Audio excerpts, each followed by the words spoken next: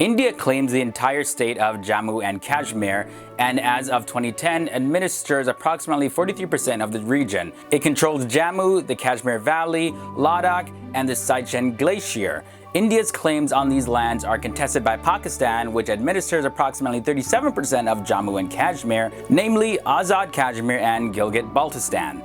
But who does it actually belong to?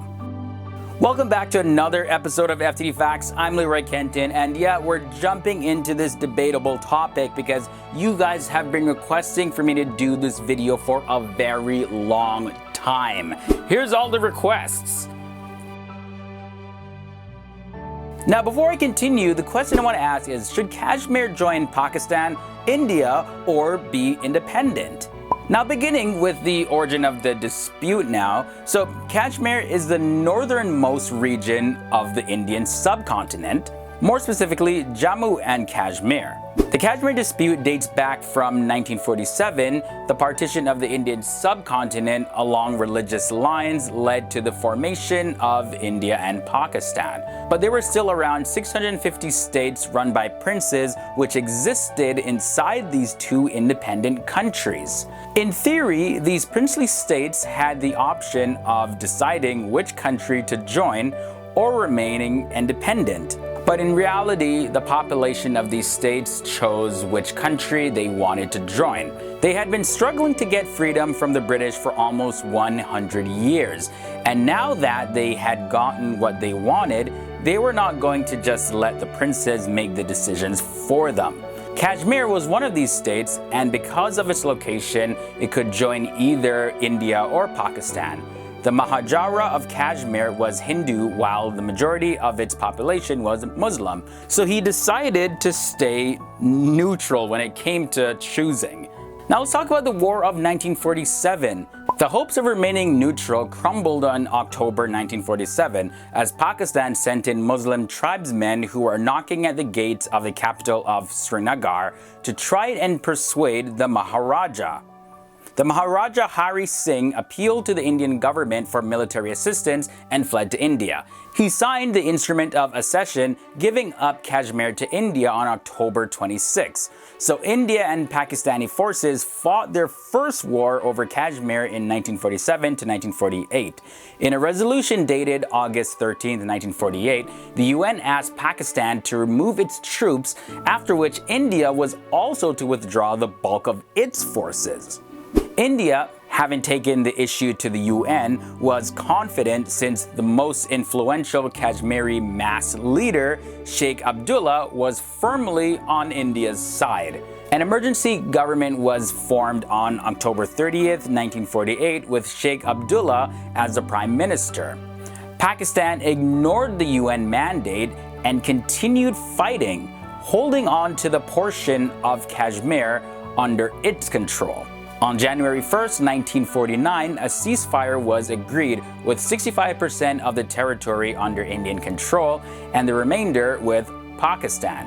In the year 1957 now, Kashmir was formally incorporated into the Indian Union. Continuing on now, talking about the Kargil War, when the Indian Prime Minister Atal Bihari Vajpayee set out to Lahore by bus on February 20th, 1999, inaugurating the 4 times a week Delhi to Lahore to Delhi bus service, the world felt that such a genuine effort at friendly neighborhood relations would lower the tensions along the line of control in Kashmir. But all hopes of diplomacy disappeared once the cross-LOC firing in Kargil began during the mid-1990s. The death toll, including both soldiers and civilians, was more than 30,000.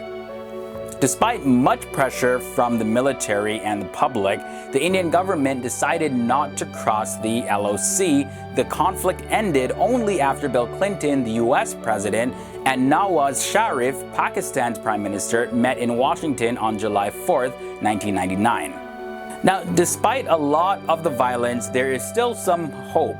The Jammu and Kashmir Legislative Assembly election in 2014 was held in the state of Jammu and Kashmir in 5 phases from the 25th of November to the 20th of December 2014. Despite repeated boycott calls by separatist Hurriyat leaders, elections recorded the highest voters turnout in the last 25 years. That is more than 65%, which is more than usual voting percentage in other states in India. Like, even the European Parliament, on the behalf of the European Union, welcomed the smooth conduct of the state legislative elections in Jammu and Kashmir. But there still has remained constant violence. On July 8, 2016, a popular militant leader, Burhan Muzaffar Wani, was cornered by the security forces and killed. Protests had taken place, leading to an amplified instability in the Kashmir Valley. Curfews had been imposed in all 10 districts of Kashmir, cell phone and internet services had also been blocked, and newspapers have also been restricted in many parts of the state. Also, in pretty recent developments, an attack by 4 militants on an army base in India in the state of Jammu and Kashmir on September 8, 2016 was also known as the 2016 Uri attack. That resulted in 19 soldiers losing their lives, as well as the militants themselves. The Indians were particularly shaken by the event, which they blamed on Pakistan. On the Pakistani side, military alertness was raised and some Pakistan international airline flights were suspended. So that was your breakdown and a brief history on the Kashmir dispute from the beginning to current days. This episode of FTD Facts was brought to you by our sponsor, Grammarly.com. Grammarly is one of the world's leading softwares in improving your written English skills. So if you make a mistake, there's hundreds of spelling and grammatical errors that Grammarly will automatically correct for you. It's amazing. Like, we even use it here on FTD Facts, and we're surprised how many mistakes in English that we actually make. So if you're looking to improve your English in general, you can install Grammarly. I have the link down below in the video description. Check it out, install it for free, and if you enjoy it, you can do what many others have done, where they have purchased the upgrade for even more features.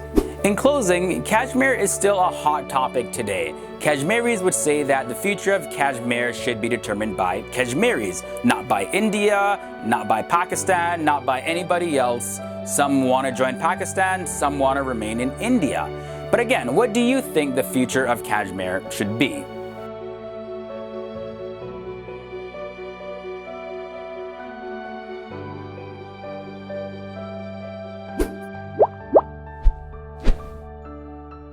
And thanks guys for watching to the end of another episode. If you want more videos about India and Pakistan and South Asia in general, you can check out some of these videos. Or if you want to learn about other places around the world, we have videos for you as well. And don't forget to come back every single day, Monday to Friday, for new videos. Thank you guys so much for watching, and I'll see you in another video.